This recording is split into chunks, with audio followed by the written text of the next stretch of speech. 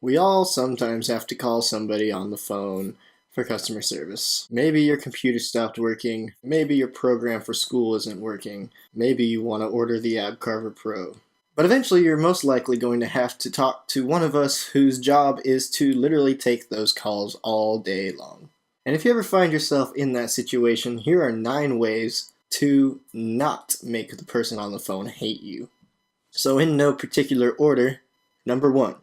Asking me a question while I'm looking up the answer to your last question. Working in a call center, you get various different calls from insurance companies to bonding people out of jail to selling exercise equipment to all sorts of different services that the call center happens to have contracts with. So that means that me, a 20-year-old metalhead, does not have all the information on the company that you are calling about.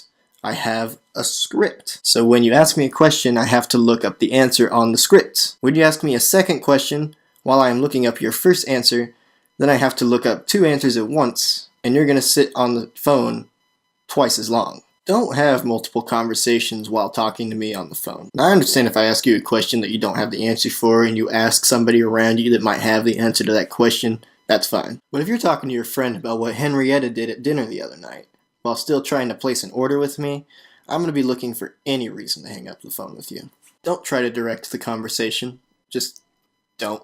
Either I take enough calls for the business that you're calling to be able to know exactly the information I need from you, or I have a script that has all the answers and all the boxes I need to fill. If you just listen to what I'm saying and answer the questions that I ask you that are on the script for me to ask you and give me the information, we'll get through this as soon as possible. But if you don't, if you try to lead me through the conversation, then I'm going to have to bring you back to the bullet points that I need to cover anyway, and we're going to sit on the phone twice as long. Don't try to intimidate or belittle me. I can do for you what I can do for you, and I can't do for you what I can't do for you. And I also kind of hold the monopoly on the conversation because I have a mute button and a hold button, and I will use them. Don't shoot the messenger.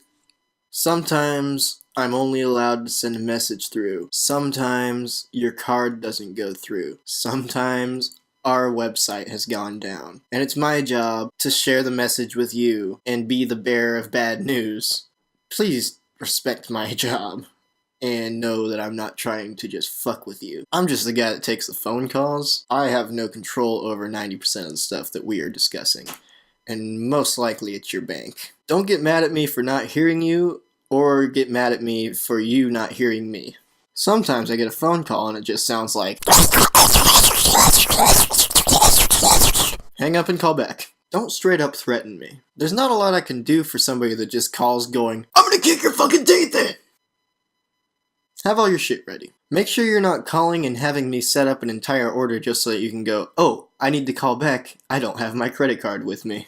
I'm gonna kick your fucking teeth in! Lastly, don't put me on speaker. Because while you're thinking, wow, I can just put customer service on speaker and then I can do the dishes, the cooking, and have my baby all at once. All I really hear is I'm